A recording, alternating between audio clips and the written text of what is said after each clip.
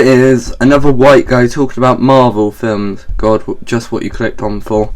Right, you lot, and I'm sure this is like the millionth video you've seen on this subject, because my God, the demise of the MCU is the most dramatic fall from grace since Harvey Weinstein. Oh, how the empire has fallen.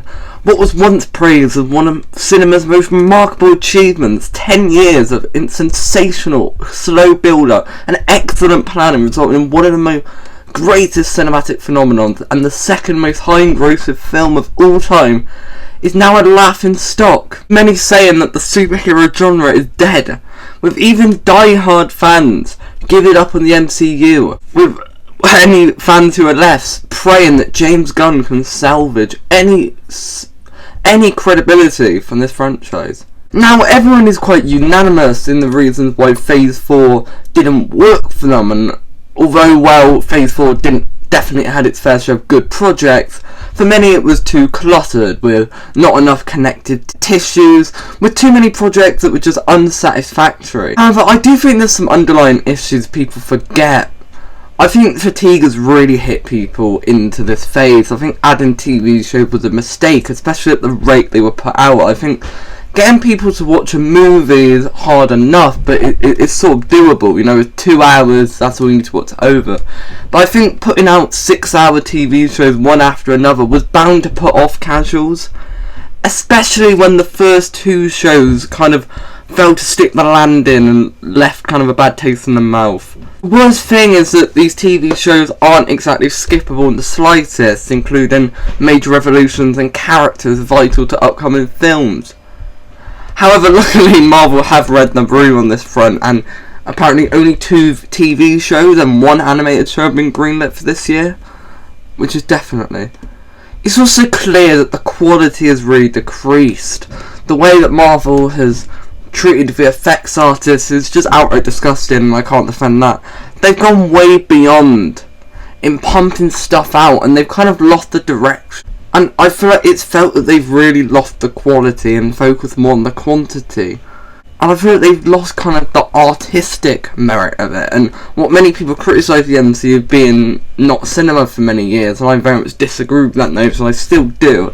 But I think nowadays, especially the case of something like Thor Love and Thunder, where you just see in interviews, it's clear that Taika Waititi just didn't care.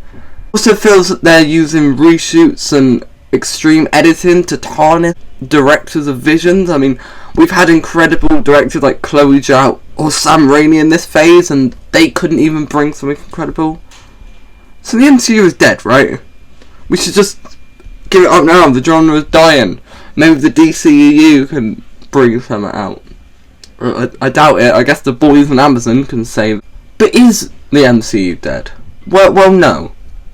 In my opinion, this hand was inevitable and was very much forced upon them. I think the pandemic is something we do kind of forget, and had a major impact on delays and the congested schedule of the previous 2. Originally 2020 was supposed to have 4 projects, 2021 was supposed to have 6, and 2022 was supposed to be 6.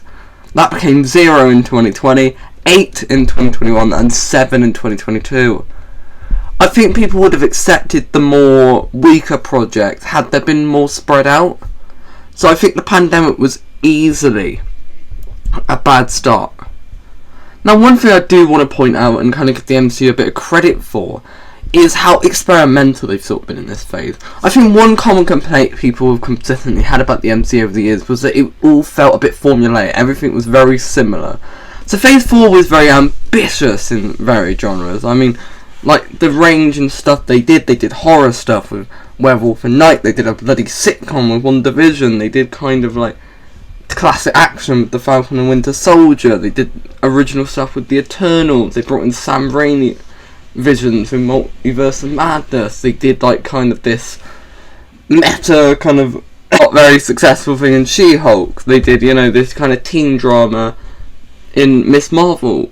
They did like a serious character done in Moonlight. Like, they did a variety of things. I think they did take more risk in this phase, and not everything worked, but I do dig that they tried to kind of advocate to different markets, and I think that fact is admirable. I also think people do lack patience a bit when they claim there's not enough connection Because I think if you really look at Phase 1, yeah, we had the Avengers at the end of it, but those individual films, they did take time to bring them together. They gave each hero time, and I think we should give them a chance to see where they're taking it. And yeah, if Phase 5 and 6 also don't work, then you can say, but I think people are kind of, being negative on that front. And yeah, if Secret Wars doesn't work, you can judge it then, but I do think we should give them time to see where they're going with this, and I think maybe in a few years we'll look back at something like maybe a Thor: Love and Thunder or an Eternals or one of the lesser received projects. Actually, maybe that wasn't too bad, the same way that like in Endgame they tried to make us look back at Thor: The Dark World and we go, what was it? Yeah, Thor: The Dark World was still bad, but you know what I meant. I also believe we've had more good projects than bad ones in this phase, and the MCU has proven with the likes of No Way Home, Wakanda Forever, Loki, Shang-Chi, Moon Knight and WandaVision, if we remove the finale, that they can still create top tier projects and have still blown me away. And I feel like the bad projects extend to Eternals, Thor: Love and Thunder, and maybe Falcon and the Winter Soldier. But even then they had good elements there, it just didn't really come together. And notice I didn't say She-Hulk. God, I find it comical how many people poorly understood a very good adaptation of a character from the comics. Like, honestly, I'm just dreading the Marvels. Even if the films are right, we know how like the anti-SJW crowd will react, and trust me, if you have valid criticism, I respect it, but that crowd just warrant zero respect from me. Anyway, moving on. The Guardians of the Galaxy Volume 3 is make or break for the MCU. Many cling on to it as the last straw, saviour. Phase 5 started on an alright note with Quantumania. It was a fun film, kind of pretty much on par with the other Ant-Man film, but it wasn't anything special to write home about. But The Guardians was a miracle. When everyone saw the first Guardians trailer, people were absolutely appalled at what James Gunn had brought onto the screen. They were thinking, what is this? This is never going to work. We've got a talking tree and a raccoon and a green woman and a human and a Drax the Destroyer. Like, this is going to be terrible. And he shocked us. I believe that James Gunn can bring out one last hurrah in one of the best of the MCU. However, the future looks bright if we just remove the Jonathan Majors situation for a second. I hope these past 2 years are really a learning curve for the MCU, and I really hope they focus on narrative and really focus on quality over quantity. I believe in the MCU. I really believe it can be saved. I really do, and I think that there is more that can be done. Right, so that was my video on the MCU, and I know I'm not bringing loads new to the table with this one, but it's one I wanted to do for a bit of time, and I'm going to do another Marvel related video in July, I think, about Multiverse of Madness and why that film deserves more credit. But yeah, upcoming videos, I think, I forget the schedule, but I think next week I believe it's going to be the premiere of my song Not Enough. Or that's the week before this, I don't know. But I know coming up I've got videos on the cinematic disaster that was The Amazing Bulk. And I'm going to be ranking every chapter of The Mandalorian and ranking all of Ed Sheeran's new album. So yeah, the future's bright for Elizabeth content. But yeah, goodbye you lot.